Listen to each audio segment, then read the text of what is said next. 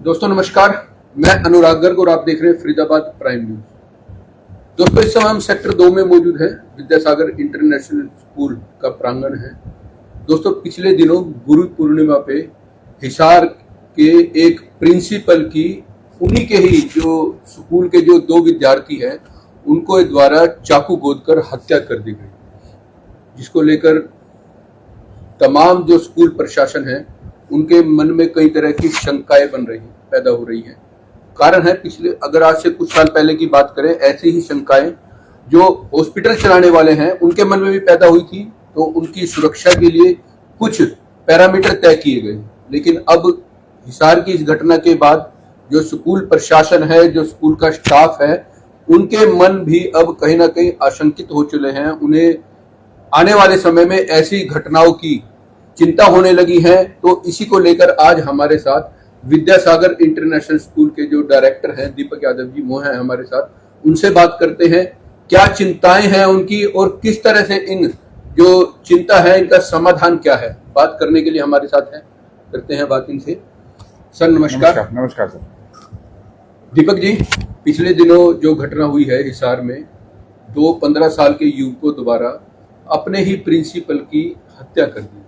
सबसे पहले तो जो हत्या का जो कारण था, शायद आपको पता भी, हत्या का जो कारण था बहुत मामूली कारण था और कोई कारण ऐसा नहीं था। और जो प्रिंसिपल की या स्कूल स्टाफ की जो ड्यूटी है वो अपनी ड्यूटी का निर्वहन कर रहे हैं। इसको लेकर आप बताएं। सर बहुत गहरा मुद्दा आपने उठाया है और ये बहुत चिंता का विषय है हमारे सभी के लिए। और जो वजह निकल के आई है उसको देखकर तो मैं ये कहूँगा कि ये वजह तो जिंदगी भर बच्चों के साथ रहने वाली है, क्योंकि एक गुरु का सबसे पहला काम यही होता है कि वो अपने बच्चों को समझाता रहे, वो उनको लाइफ में आगे बढ़ने के लिए सिखाता रहे, और जहाँ भी वो गलतियां करते हैं उनको वो जरूर टोके। अगर गुरु भी टोकना बंद हो जाएंगे तो मुझे नहीं लगता फिर उसके बाद कुछ और बचेगा, क्योंकि आजकल पेरेंट्स के पास टाइम नहीं है, वो सारा सब कुछ स्कूल पर डिपेंड हो जाते हैं, उनके घर चलाने के लिए अपनी मजबूरियां होती हैं, सब स्ट्रगल कर रहे होते हैं। तो बहुत सारी रिस्पॉन्सिबिलिटी जो पेरेंट्स की भी थी वो अब स्कूल पर आ गई। अब स्कूल उनको बखूबी निभाने की पूरी कोशिश करता है, पर आजकल माहौल ऐसा बनता जा रहा है पेरेंट्स के पास टाइम ना होने की वजह से और समाज में थोड़ा सा गैप आने की वजह से कि बच्चे भी अब अपने आप में खुश रहने लगते हैं और उनको ऐसा लगता है कि उन्हें छोटी उम्र से ही पूरी आज़ादी मिल जाए, उन्हें कोई रोके नहीं टोके नहीं। तो उस वजह से इस तरह की घटनाएं होती हैं। मैं आपके व्यूअर्स को बता दूं कि घटना की वजह ये थी क्योंकि इस तरह के मुद्दों पर हमेशा लोगों की 2 राय होती हैं, कुछ लोग पॉजिटिव में चलते हैं, कुछ लोग नेगेटिव में चलते हैं। लेकिन शायद जब सब लोगों को मुद्दा पता चल जाता है तब वो उसकी महत्वता को समझ पाते हैं। तो वजह ये थी कि उनके प्रिंसिपल बच्चों को हमेशा ड्रेस ना पहनने आने पर टोकते थे, उनको बताते थे कि आप मोबाइल का ज़्यादा यूज़ ना करें, उन्हें बताते थे कि आप किस तरह के दोस्त बनाएं, उन्हें बताते थे कि किस तरह के समाज में आप ना जाएं या किस तरह की एक्टिविटी से बचें। तो वो कुछ बच्चे स्कूल में और क्लासेस में ज़्यादा शैतान होते हैं, तो वो ज़रूर हर किसी की नज़र में आ भी जाते हैं, और पूरा स्टाफ, टीचिंग स्टाफ हो, अदर स्टाफ हो, प्रिंसिपल तक, सब लोगों की नज़र भी उन पर ज़्यादा बनी रहती है। ये हर स्कूल में होता है।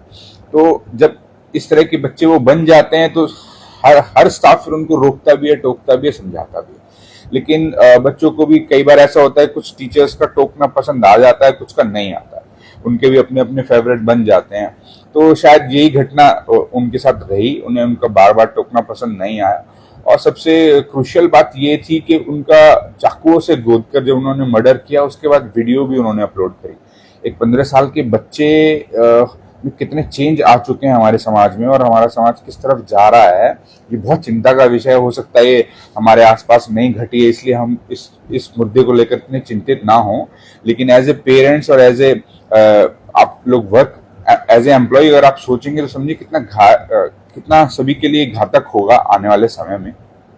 तो हमें जरूर ऐसे मुद्दों को आगे भी उठाना चाहिए और सभी स्कूल्स को, सभी एसोसिएशंस को इस बात के लिए सरकार तक पहुंचना चाहिए। ये सभी के लिए बहुत ज़रूरी है और इसमें सपोर्ट लेना चाहिए पेरेंट्स का, क्योंकि इस तरह के मुद्दों को भटकाने के लिए जो विरोधी लोग होते हैं, जो छोटी मानसिकता वाले होते हैं, वो उसको जरूर दूसरी तरफ ले जाएंगे। लेकिन पेरेंट्स को साथ लेकर अगर हम चलेंगे, देखिए हत्या होने को एक प्रिंसिपल की हुई है, लेकिन पूरा समाज इसके लिए एक तरीके से दोषी होगा, क्योंकि बच्चे सिर्फ स्कूल में ही नहीं पढ़ते, 8 घंटे के बाद 16 घंटे लोग समाज में ही रहते हैं, घर पर ही रहते हैं, तो वहां पर भी सबकी जिम्मेदारी बनती है। और कोई भी स्कूल, जिस तरह कोई भी पेरेंट्स बच्चों को इस तरह की हरकतें करना नहीं सिखाता, इस तरह को स्कूल भी नहीं सिखाता। तो किसी एक को दोष देने से अच्छा होगा कि सब इसकी जिम्मेदारी को समझें और आगे बढ़ें और इस तरह के मुद्दे आगे ना उठें, इसके लिए हम पूरा प्रयास करें। दीपक जी, यहाँ पे एक अहम सवाल ये भी आता है, अभी आपने कहा कि बच्चे जो है 6 से 8 घंटे स्कूल में रहते हैं, उसके बाद समाज में रहते हैं, लेकिन कहीं ना कहीं हम देखते हैं कि पेरेंट्स आजकल कई बार देखा गया है जो बच्चे हैं उनकी छोटी छोटी जो गलतियों को उनको नज़रअंदाज कर देते हैं। उसकी वजह है उनके पास समय का ना होना। आपको नहीं लगता कि अगर कोई ऐसी बातें होती है तो उनको अपने स्कूल के प्रिंसिपल से या स्कूल के स्टाफ से इन चीज़ों को शेयर करना चाहिए ताकि इन समस्याओं का मिलजुल कर कोई समाधान निकाला जाए? 100% शेयर करना चाहिए सर। और बहुत सारे एक्टिव पेरेंट्स, जो समझदार पेरेंट्स होते हैं, वो शेयर भी करते हैं अपने बच्चे की हर बात को टीचर के साथ डिस्कस करते हैं। एक तरीके से स्कूल उनका क्लास टीचर उनकी दूसरी मदर का या फादर का रोल प्ले कर रहे होते हैं।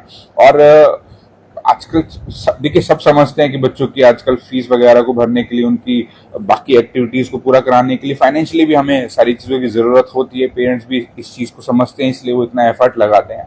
बट ये बात समझनी बहुत ज़रूरी होगी कि जिस तरह से उनकी सारी डिमांड्स को पूरा करना बहुत ज़रूरी है, उन सबसे ऊपर ज़रूरी है कि वो एक अच्छा इंसान बने।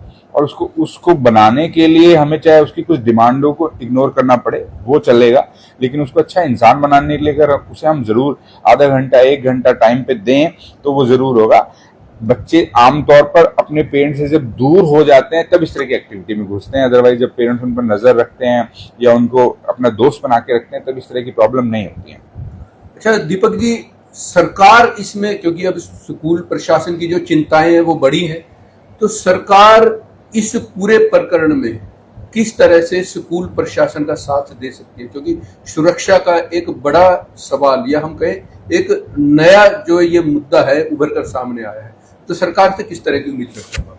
सरकार का इसमें बहुत बड़ा रोल है सर। अब जरूर सरकार को हम रिक्वेस्ट करते हैं आपके चैनल के माध्यम से, और हम अपनी एसोसिएशन से भी जाकर जरूर सरकार को इसके ज्ञापन देंगे कि हमारी सुरक्षा को मद्देनजर भी जरूर इस तरह के रूल रेगुलेशन बनाए जाएं ताकि लोगों में इन चीज़ों का थोड़ा सा डर पैदा हो, बच्चों को भी ये चीज़ें समझ में आए कि जितनी आसानी से उन चीज़ों को करने के बारे में सोच लेते हैं। पेरेंट्स भी आकर बहुत ज़्यादा अग्रेसिव होकर जब कोई भी हरकत, छोटी हरकत में उनको बोलूँगा, करने की सोच लेते हैं, तब आप समझिए तो फिर टीचर्स का इस लाइन में आना बहुत मुश्किल हो जाएगा। और फिर प्रॉब्लम ये होगी कि जब अच्छे टीचर्स नहीं आएंगे तो फिर अच्छी पढ़ाइयाँ नहीं होंगी, और उसका नुकसान सर सिर्फ स्कूल को नहीं होगा, पूरे समाज को होगा, पूरे देश को होगा। तो उन चीज़ों को देखते हुए सरकार को इस चीज़ पर बहुत ज़्यादा ध्यान देना चाहिए, फोकस करना चाहिए कि हमारे लिए भी तरह तरह के मानक तैयार करे, हमारे लिए भी कोशिश करे, रूल रेगुलेशन बनाए। आज कोई भी स्कूल में आकर कोई भी पेरेंट्स, मैं कहूँ, चलिए मैं कहता हूँ कोई बड़ी बात भी हो गई है, लेकिन अगर आप गुरु को गुरु नहीं समझेंगे और उससे बदतमीजी करेंगे तो फिर आप अपने बच्चे को शिक्षा नहीं दिला सकते, नहीं दे सकते। तो पहले पेरेंट्स इस बात को समझे और इस तरह के सरकार मानक तैयार करे कि अगर स्कूल में या स्कूल के पूरे कैंपस में या स्कूल के स्टाफ से किसी की भी तरह की कोई बदतमीजी होती है, चाहे वो छोटी हो चाहे बड़ी, उसके लिए जरूर कोई ना कोई रूल फिक्स करे, उनकी सजा तय करे, ताकि पेरेंट्स को, ताकि गलत लोगों को, बच्चों को इस तरह की हरकतों को करने के लिए पहले ही उनके दिमाग में हो कि इससे ऐसा करने से हमारे आने वाले भविष्य में कितनी दिक्कतें होने वाली हैं। तो शायद इसका जरूर प्रभाव पड़ेगा। बट इस मुद्दे को सिर्फ एक प्रिंसिपल के मर्डर से जोड़कर ना देखें, इसको देखें कि गुरु पूर्णिमा के दिन जब एक बच्चा इस तरह की हरकत कर सकता है, जिस दिन पूरे देश में गुरुओं को पूजा जा रहा था और उन्होंने डिसाइड किया कि गुरु पूर्णिमा के दिन हम ये करेंगे, तो ये चाकू, ये सब चीजें कहाँ से अवेलेबल हुई, उनके पेरेंट्स की इस पे कितनी नजर थी और किस तरह के उनके दोस्त थे, कहाँ से ये सब चीज अवेलेबल हुई, इस तरह को हमें देखना चाहिए। और क्योंकि स्कूल का स्टाफ और स्कूल टीचर्स और गुरु जब अगर अपने बच्चों को पढ़ाने से डरने लग जाएंगे, उन्हें टोकने से डरने लग जाएंगे, उन्हें समझाने से डरने लग जाएंगे, तो समझिएगा फिर बच्चों का स्कूल में आने का भी कोई फायदा नहीं, क्योंकि फिर तो बाकी चीजें ऑनलाइन भी अवेलेबल हैं। स्कूल में आने का पहला पर्पज ये होता है कि बच्चों को डिसिप्लिन में रहना सिखाएं। और कोई भी स्कूल, मैं पूरी गारंटी से ये बात कहता हूं कि हमेशा अपने बच्चों की कोशिश में यही लगा रहता है, उन्हें डिसिप्लिन में रखें, उन्हें इतना अच्छा इंसान बनाएं कि आगे चल के उनके गुरुओं का ही नाम हो। और क्योंकि हमेशा कोई भी बच्चा जब अच्छे मुकाम पर पहुंचता है तो सबसे पहले उसके परिवार का और उसके बाद उसके गुरु का और स्कूल का नाम होता है। तो हर कोई कोशिश में यही लगा रहता है, क्योंकि शायद ये एक रिटर्न गिफ्ट हर स्कूल अपने बच्चों से चाहता है। अच्छा दीपक जी, मेरा अंतिम सवाल है कि अक्सर देखा गया है पेरेंट्स जो है जब स्कूल में आते हैं तो कहीं ना कहीं मन में ये तय कर लेते हैं कि हमने स्कूल को फीस दे दी है, उसके बाद अक्सर देखा गया है वो टीचर्स के प्रति अग्रेसिव मोड पे रहते हैं। जी। तो आपको नहीं लगता कि जो टीचर्स का बच्चों को पढ़ाना है और जो फीस का है, ये दो अलग अलग मोड हैं, इनमें एक और दूसरे को जोड़ा ना जाए, प्लस पेरेंट्स का क्या योगदान? 100% सर। आजकल ये मेंटलिटी मुझे नहीं पता क्यों क्रिएट हो रही है। जो हम लोग स्कूल में पढ़ते थे तो हमारे पेरेंट्स का रवैया तो हमेशा ये होता था कि अगर आपके टीचर ने कुछ कहा है, आपने कुछ गलती की होगी, तो हमेशा टीचर को सपोर्ट करते थे। अब ठीक है, बीच में कुछ प्रॉब्लम भी हुई, लेकिन हम कुछ लोगों की वजह से अपने विचार नहीं बदल सकते हैं। समाज में अच्छे और बुरे लोग हमेशा रहे और हमेशा रहेंगे, ऐसा नहीं है कि वो खत्म हो जाएंगे। आज माहौल ये है कि अगर जो बच्चा कह दे वो सही है, टीचर नहीं है। और पेरेंट्स, कमाल की बात तब लगती है कि जब बच्चे के सामने टीचर से आर्ग्यू कर रहे होते हैं। कैसे वो उसकी रिस्पेक्ट कर लेगा, कैसे वो उससे ज्ञान ले लेगा? जो आपके बच्चों में ज्ञान डाल रहा है, अगर आप उसको ही इंसल्ट करेंगे या उसकी बातों को फॉलो नहीं करेंगे तो कहाँ से आपके बच्चों को ज्ञान मिलेगा? पहला ज्ञान तो अपने बच्चों को आपने यही दे दिया कि टीचर की बात माननी नहीं है, तो फिर वो कहाँ से उससे ज्ञान लेगा? तो वो तो पॉसिबल ही नहीं है। जब आप अपने बच्चे के सामने उनके गुरु का सादर करेंगे, चाहे पीछे से आप उनसे अलग से बात कर लें उनकी सपोर्ट के लिए, उनकी सारी चीजें, और टीचर करते भी। तो और इस वहम को आप जरूर निकालें कि आपने फीस दे दी है तो सब रिस्पॉन्सिबिलिटी पूरे स्कूल की हो गई। स्कूल के पास हजारों बच्चे होते हैं सर, हमारे अपने 1 2 4 इतने बच्चे होते हैं। स्कूल में थोड़ी प्रैक्टिकल बात कर रहा हूँ, आप इसको बहुत पेरेंट्स से मेरी रिक्वेस्ट है, गहराई से समझिएगा। स्कूल के लिए अगर 1 2 बच्चे खराब निकल जाते हैं तो कोई बहुत बड़ी बात नहीं होती। आपका 1 2 बच्चा खराब निकलता है तो पूरी लाइफ को इफेक्ट करता है।